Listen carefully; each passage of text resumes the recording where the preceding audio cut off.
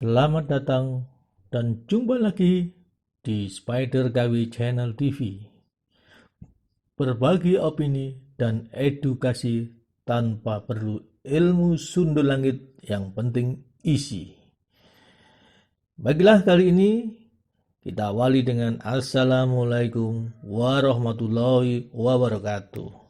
Kali ini topik kita Undang-Undang Omnibus Law dimainkan Dajjal politik berteriak iblis. Perbedaan pandangan dalam pengesahan undang-undang adalah hal yang biasa, menimbulkan pro dan kontra.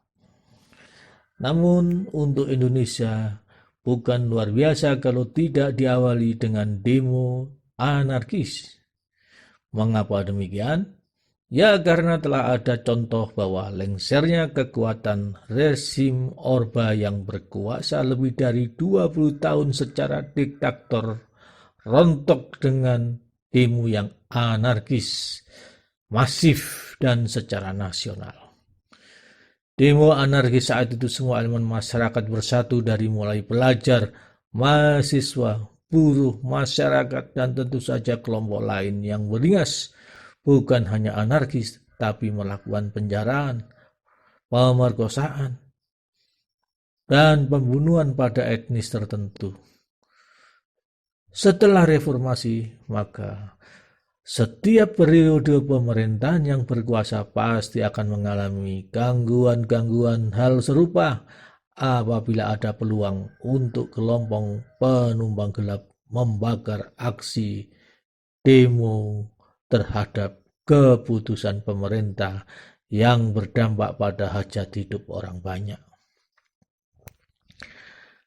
Setelah reformasi, sistem ketatanegaraan telah dirubah sedemikian rupa dengan cara mengamandemen Undang-Undang Dasar 1945 agar pemerintah semakin demokratis, transparansi, penegakan hukum yang jelas, distribusi kekuasaan eksekutif, legislatif, dan yudikatif, begitu juga perimbangan pusat dan daerah. Namun semua itu sepertinya justru membuat Indonesia selalu hiruk-pikuk dan kontraproduktif dengan tujuan reformasi yang sesungguhnya. Para elit politik hanya sibuk menanamkan pengaruhnya untuk perebutan kekuasaan setiap 5 tahunan, dan payahnya lagi justru berusaha untuk mendesain setiap isu sensitif atas keputusan pemerintah serta memberi ruang atas dasar demokrasi agar elemen masyarakat bergerak untuk melakukan demo secara masif dan ujung-ujungnya anarkis. Mereka berharap terjadi chaos dapat berakibat pergantian kekuasaan. Maka jangan heran kalau sekarang berbagai isu lama muncul kembali. Ganyang PKI, pemerintahan diktator, bahkan lebih seru lagi, rezim iblis, negara bubar, dan partai setan. Lalu reformasinya di mana? Baiklah, mari kita lihat hiruk-pikuk Undang-Undang Omnibus Law dengan melihat tayangan berikut ini. Seorang Refli Harun yang dulunya dikenal sangat profesional sebagai pengamat dalam bidang keilmuan hukum tata negara, bahkan beliau bisa memberikan analisa yang objektif dan mudah dimengerti oleh masyarakat awam, dan bisa memposisikan atau menjaga netralitas kepada kepentingan pemerintah atau kelompok. namun sangat disayangkan setelah berhenti menjadi komisaris salah satu BUMN dan memutuskan menjadi YouTuber serta bergabung dalam gerakan aksi kami, maka pendapatnya cenderung kurang objektif dan partisan. Pernyataan Refli Harun sangat jelas partisan dan cenderung sengaja membuat kompor agar semakin hiruk-pikuk demo menjadi besar. Tayangan konten video channel Refli Harun tanggal 6 Oktober bertajuk Benar-benar Undang-Undang Celaka yang mengulas tentang 17 poin materi Undang-Undang Omnibus Law versi KSPI Said Iqbal, dan seolah tanpa ragu memberikan pernyataan bahwa undang-undang tersebut hanya iblis yang mampu membuatnya, serta banyak meragukan atas disahkannya produk undang-undang tersebut oleh DPR hanya kepentingan asing dan asing, serta berlimpah materi dari para cukong-cukong. Saya sedih sebagai pengagum berat beliau atas kapasitas ilmu dan netralitasnya dulu, dan saat ini bisa menjadi pelacur politik dan sekaligus dajjal politik. Sebagai seorang yang paham tentang hukum tata negara, mestinya beliau mengenal sistem dan ketatanegaraan dan bagaimana peran pemerintah, dalam hal ini presiden, lembaga legislatif DPR. Mereka semua, sebagian besar juga mempunyai semangat untuk memperjuangkan agar cita-cita menjadikan bangsa dan negara Indonesia yang berasaskan Pancasila dapat mewujudkan 5 dasar Pancasila sebagai landasan serta tujuan. Pernyataan Anda seolah lembaga eksekutif dan legislatif sudah amoral dan menjual negara dan menyengsarakan masyarakat. Bahkan dimungkinkan di benak beliau fungsi yudikatif juga sama saja tidak ada manfaatnya. Lalu kalau sudah demikian parahnya, apa solusinya? Revolusi, seperti yang sering kita dengar teriakan di setiap demo anarkis. Lucunya Refli Harun tanggal 7 Oktober 2020 mengupload konten video yang bertajuk Undang-Undang Omnibus Law berdarah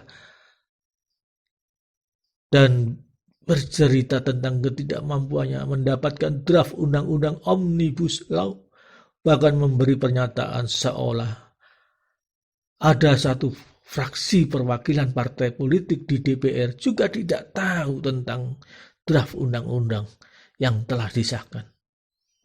Lalu pertanyaannya sekarang, mengapa Anda kemarin mengulas 17 poin Undang-Undang Ketenagakerjaan Omnibus Law versi KSPI kalau memang belum tahu dan jelas legalitasnya dan berani membuat pernyataan dan menyimpulkan ke publik serta seolah merendahkan harga diri martabat eksekutif dan legislatif yang saya yakin mempunyai semangat juga untuk membela kepentingan rakyat, nasionalisme demi Pancasila.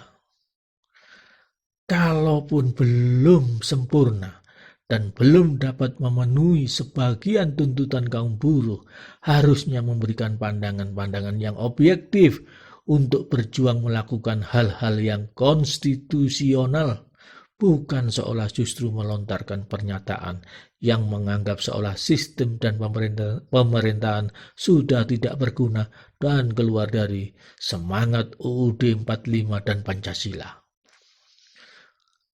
Pernyataan yang demikian tidak mendidik masyarakat dan cenderung subjektif, apalagi keluar dari orang yang disebut pakar dengan keilmuannya.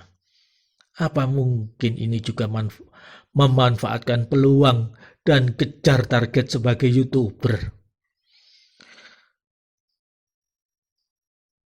Akibat dari pernyataan-pernyataan yang kontraproduktif, akan banyak timbul berbagai demo anarkis yang sengaja dibenturkan dengan aparat keamanan.